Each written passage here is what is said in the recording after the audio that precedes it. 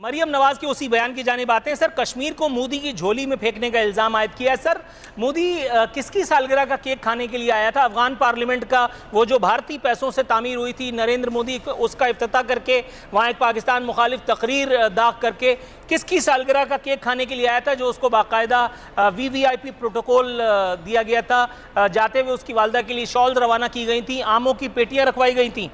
आप इतना बड़ा मुल्क इंडिया, जिससे आपकी पड़ोसी भी है, अगर उनका प्राइम मिनिस्टर पाकिस्तान में आता है तो ये पाकिस्तान की इज्जत अफजाई है। अगर कोई ज़ाती फंक्शन में भी, मैं तो हैरान हूँ आप पे।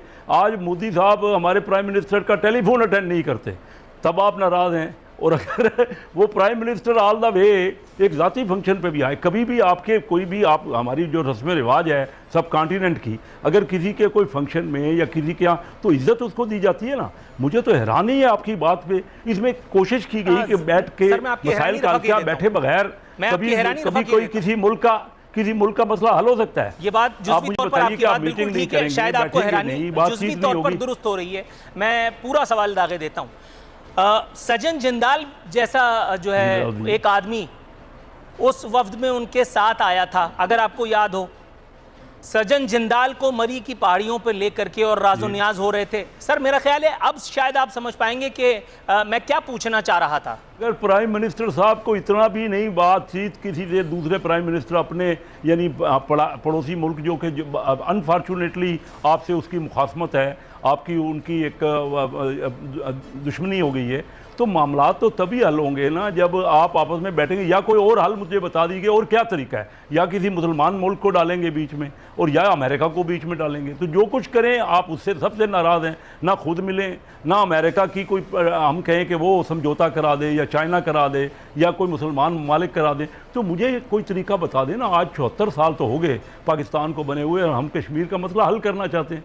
मैं हैरान हूँ कि आप अगर यही करते रहेंगे, एक दूसरे का मजाक ही उड़ाते रहेंगे, यानी प्राइम मिनिस्टर लेवल तक अगर वो हमारे मुल्क में आ गए और हमारी उन्होंने इज्जत अफजाई की, पर्सनल फंक्शन पे आए, उसके बावजूद आप कह रहे हैं चलो नहीं आए तो आप बता दीजिए, अब बात करके देख लीजिए। टेलीफोन तो उठाते नहीं है हमारे प्राइम मिनिस्टर साहब। और इन मुल्कों को चाहिए था कि इस शैतान को इस अमन प्रोसेस से दूर रखते, लेकिन अभी तक हमारा अपना भी इन मुल्कों का आपस में कोई ऐसा एग्रीमेंट, कोई ऐसी इकट्ठी कॉन्फ्रेंस और उसके नतीजे में कोई करारदाद वगैरह नहीं निकली जिससे कि ये कहा जाए कि अफगानिस्तान में अमन लाने के लिए ये मुल्क जिनके बॉर्डर्स मिलते हैं वो मिलकर काम करेंगे। मसला ये है कि अफगानिस्तान को डिस्टेबलाइज रख के भारत हमेशा फायदा उठाता रहा और अब भी उठाएगा, क्योंकि जब कोई भी मुल्क वहां पे कोई भी मुल्क डिस्टेबलाइज हो और उस पर हुकूमत की रिट ना हो पूरी तरह, तो फिर वहां पे मुख्तलिफ दहशतगर्द ग्रुप वगैरह जो है वो अपना ऑपरेट करते रहते हैं, वहां से उनको अपने लिए जगह मिल जाती है अपने लिए। लिहाजा अगर यहाँ पे खाना जंगी जारी रहे तो वो बिल्कुल इस तरह कर सकते हैं कि ये वहां पे दहशतगर्द TTP वगैरह दाएश ऑपरेट कर सकें। भारत ने जो इतना असला दिया है उनको इस वक्त, ये इस वजह से दिया है कि तालिबान के साथ जब इन्होंने राब्ते किए तो तालिबान की तरफ से क्योंकि ज्यादा पजीराई नहीं हुई, वो इनको बड़ा शक व शुबे की नजर से देखते हैं, तो इन्होंने ये असला पहुंचाया ताकि मलेशिया जो है वो तैयार की जा सके। नॉर्दर्न अलायंस में मलेशिया के लिए वो अहमद शाह मसूद का बेटा कोशिश कर रहा है, इराक में इस्माइल खान लगा हुआ है। अब अगर वो मलेशिया खड़ी कर लेते हैं तो हथियार कहां से आएंगे? हथियार भारत ने पहुंचा दिए। जब मलेशिया वहां बन जाएंगी तो फिर आप सोचिए कि खाना जंगी तो हो गई, क्योंकि तालिबान के खिलाफ अगर वो लड़ना शुरू करेंगे। असल चीज जो समझने की बात थी कि नेटो, अमेरिका, ये इतनी ताकतें 20 साल लगी नहीं तो तालिबान खत्म नहीं हुए। क्या अब मलेशिया बना लेने से तालिबान खत्म हो जाएंगे? वो तो नहीं होंगे। सिर्फ यही होगा कि झगड़ा तूल पकड़ेगा और वहां पे इंस्टेबिलिटी आएगी। अगर कोई मुखलिस हो अफगानियों से तो वो कहेगा कि जनाब हम किसी भी साइड को कोई असला नहीं देंगे, ना तालिबान को ना आपको, आप बैठ के बातचीत के जरिए अपना मसला हल करें।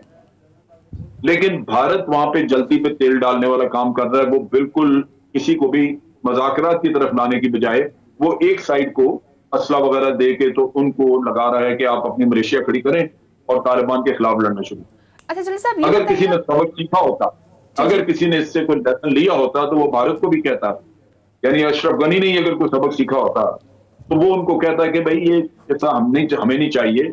अगर अमेरिका तालिबान को शिकस्त नहीं दे सका इतनी ताकत के बावजूद, नेटो चंद इस मुल्क लगे हुए थे, तो हम मलेशिया बना भी लें तो क्या करेंगे, सवाए इसके कि खून खराबा होगा। तो ये अफगान खुद भी इस मामले में इंतहाई खुद गर्ज हैं कि अपने मुफादात की वजह से ये खून खराबा रुकवाने की बजाय उसमें कूद रहे हैं उस दलदल में। जल साहब, अगर